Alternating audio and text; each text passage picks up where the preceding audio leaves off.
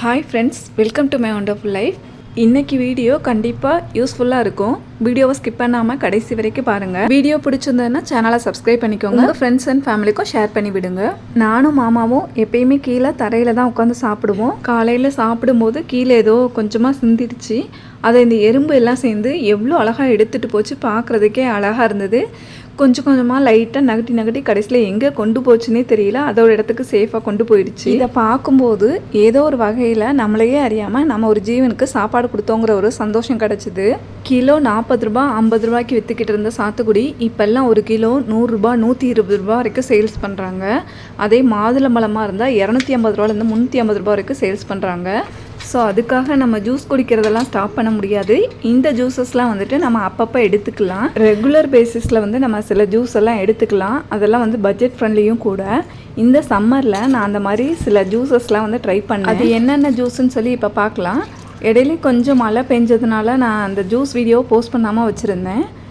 So இந்த ஜூஸஸ்லாம் வந்துட்டு சம்மரில் மட்டும் இல்லாமல் எப்பயுமே நம்ம எடுத்துக்கலாம். மார்க்கெட்டில் ஒரு 100 ருபீஸ்க்கு இந்த மாதிரி கேரட், பீட்ரூட், இஞ்சி, லெமன் இதெல்லாம் வாங்கி வச்சுக்கிட்டிங்கன்னா 1 வீக்குக்கு ஹெல்த்தியான ஜூஸஸ்லாம் வீட்லேயே ப்ரிப்பேர் பண்ணி குடிக்கலாம்.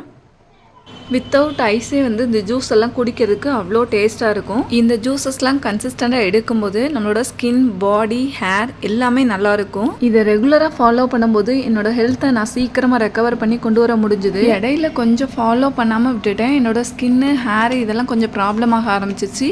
இப்போ ரீஸ்டார்ட் பண்ணதுக்கப்புறம் கொஞ்சம் நல்லாவே டிஃப்ரெண்ட் தெரியுது.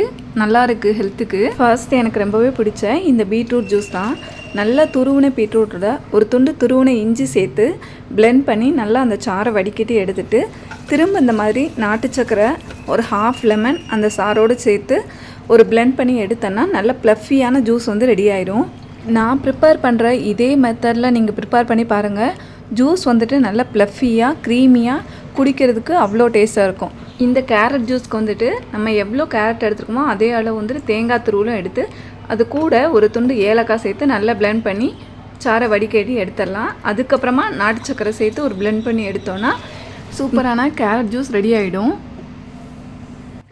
நெக்ஸ்ட்டு வந்துட்டு ஈஸி ஆக்சசபிள் ஜூஸ் தான். ரொம்பவே பாரம்பரிய ஜூஸும் கூட.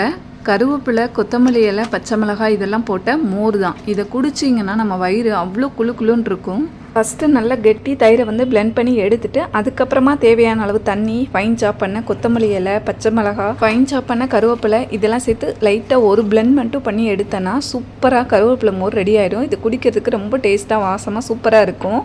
அடுத்தது வந்து டைஜஷனுக்கு ரொம்பவே ஹெல்ப் பண்ணுற ஒரு சூப்பரான ஜூஸ் தான். இஞ்சியை மட்டும் வச்சு சூப்பராக ஒரு ஜூஸ் பார்க்கலாம். இதுக்கு வந்து மண்டபலம் தேவைப்படும். இந்த மாதிரி மண்டபலத்தை நல்லா தூளாக்கி வச்சுக்கலாம். அது கூடவே துருவின இஞ்சும் சேர்த்துக்கலாம். தேவையான அளவு தண்ணி சேர்த்து நல்லா பிளெண்ட் பண்ணி வடிகட்டி எடுத்துட்டு அந்த வடிகட்டின சாரோட திருப்பி ஒரு 1/2 லெமன் சேர்த்து ஒரு பிளெண்ட் பண்ணி எடுத்தோன்னா சூப்பரான இஞ்சி ஜூஸ் ரெடி ஆகிடும். இந்த ஜூஸில் வந்துட்டு மண்டவெல்லாம் லெமன் ஆட் பண்ணியிருக்கிறதுனால இது குடிக்கிறதுக்கு அப்படியே கரும்பு ஜூஸ் மாதிரியே இருக்கும். அடுத்தது ரொம்பவே ஈஸியான ஜூஸு. சட்டுன்னு எடுத்து டக்குன்னு குடிச்சிடலாம். டெய்லியுமே நமக்கு தேவைப்படும். இது இல்லாமல் நம்மளால் இருக்க முடியாது. நார்மல் வாட்டர் தாங்க. தண்ணியை ஒரு நாளைக்கு நம்மளால் எவ்வளோ குடிக்க முடியுமோ அவ்வளோ குடிக்கலாம். செலவே இல்லாத சூப்பரான ஜூஸ். எனக்கு இந்த RO வாட்டர், கேன் வாட்டர் இதெல்லாம் பிடிக்கல.